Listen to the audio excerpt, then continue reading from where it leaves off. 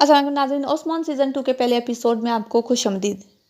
इस सीज़न के शुरुआत में आप देखेंगे कि एक आदमी, एक बुजुर्ग दरवेश जंगल में बैठा हुआ होता है जिसका नाम गुमराल अब्दाल होता है। गुमराल अब्दाल इस सीज़न में शेख अदबाली की तरह करेंगे ओस्मान की रहनुमाई। इसमें आप देख रहे होंगे कि इसके पास एक भेड़िया और एक भेड़ मौजूद है जिन्हें ये खाना खिलाने की कोशिश कर रहा होता है। वो एक ही बर्तन में भेड़ और भेड़िए के लिए खाना निकालने लगता है और दोनों के आगे रखने लगता है। आप देख रहे हैं कि भेड़ और भेड़िया कितने प्यार और अमन के साथ उसके पास खड़े रहते हैं। वो उसके बाद वो खाना निकालता है और दोनों को एक ही बर्तन में वो खाना पेश करता है। उसके बाद वो दोनों एक ही बर्तन में खाना खाने लगते हैं और वो एक बहुत ही दिल फरेब मंजर होता है। दूसरी जगह ओस्मान एक सफ़ेद दाढ़ी वाले बुजुर्ग के पास आता है और उसकी बेहतरीन तालीमात से फैज़याब होता है। दूसरी जगह पर आप देखेंगे कि काई के हिजरती काफिले में बाला खातून और गुंचा खातून काम में मसरूफ होते हैं। एक मासूम सा बच्चा आता है और बाला के आंखों पर अपने हाथ रख देता है। उसके बाद उससे फूलों का एक गुलदस्ता पेश करता है जिसे देखकर बाला बहुत खुश होती है। उस बच्चे का नाम होता है अहमद, जो कि एक यतीम बच्चा है।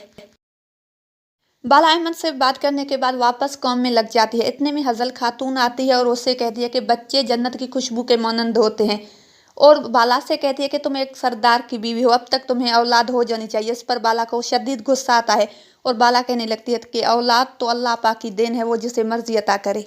दूसरी तरफ आप जंगल में देखेंगे कि ओस्मान एक शेर की तरह धाड़ रहा होता है।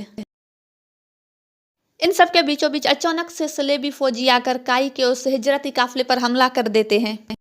ये हमला बहुत ही खतरनाक किस्म का और कयामत खेज होता है। सलेबी फौजी बच्चों में, बुजुर्गों में, औरतों में किसी में तमीज नहीं करते। काई के बाकी सिपाहियों और बाकी औरतों की तरह बाला खातून भी बहुत ही बहादुरी के साथ उन सलेबी फौजियों के साथ जंग में मसरूफ होती है। बहादुरी के साथ लड़ते लड़ते अचानक एक सलेबी फौजी के हाथों जख्मी होकर उसके वार के बाद वो आकर जमीन पर गिर पड़ती है। बाला गिरने के बाद अहमद अहमद पुकारती है और मासूम अहमद बेबस होकर ये सब देख रहा होता है। इस जंग के बाद सलेबी कमांडर काफी काई के सिपाहियों को कैदी बनाकर किले लेकर जाता है, जिसमें अहमद और उसके वालिद भी शामिल होते हैं।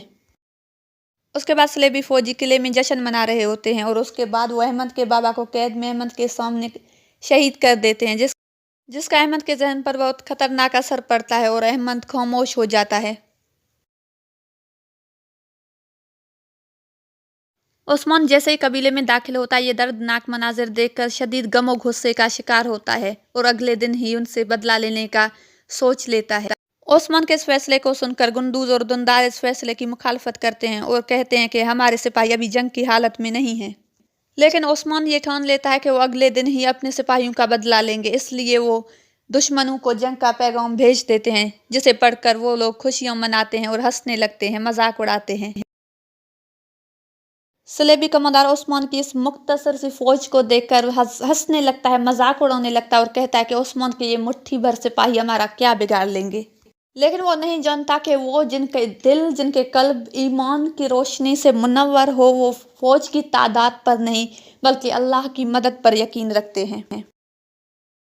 उसके बाद ओस्मान और उसके फौजी नारे हक को बुलंद करते हैं और जंग के मैदान में आगे बढ़ते हैं। बज़ाहिर ये मुख्तसर दिखने वाली फौज, लेकिन ईमान के जज्बे से शरशार ओस्मान की वो ये फौज जब दुश्मन पर धावा बोलता है तो उसकी ईंट से ईंट बजा देता है। ओस्मान की ये बज़ाहिर मुख्तसर लेकिन ईमान के जज्बे से शरशार फौज जब दुश्मनों की ईंट से ईंट बजाती है तो इस कामयाबी पर, इस तारीखी कामयाबी पर अपने रब की शुक्र बजा लाते हैं।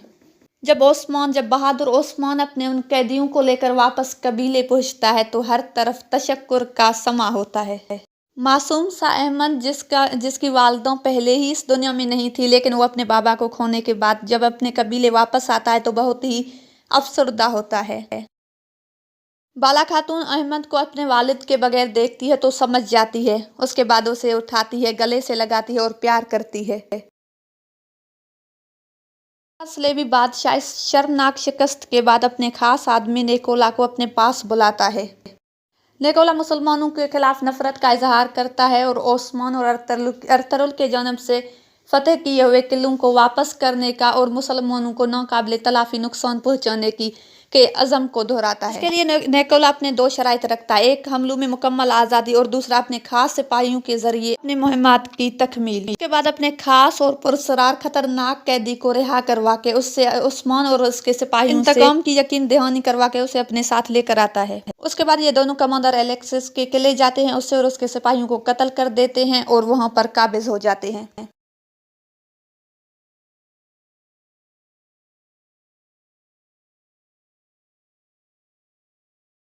दूसरी तरफ एक खबर रसाया कर पैगाम देता है उस्मान को कि अरतुरुल ने कल उसे एक खास जगह पर अकेले मिलने के लिए बुलाया है। ये सुनकर उस्मान बहुत खुश हो जाता है। दूसरी तरफ हेजल खातून कहती है दुनदार से कि आप ज़्यादा तजर्बेकार हैं, लेकिन फिर भी अरतुरुल ने उस्मान को बुलाया है। उस पर दुनदार कहता है कि ज़रूर इसमें भी कोई हिकमत होगी, कोई माकूल वजह होगी जो उसने मुझे नहीं उस्मान को बुलाया है। उसके बाद उस्मान बहुत खुशी खुशी अपने वालिद से मिलने के लिए रवाना हो जाता है।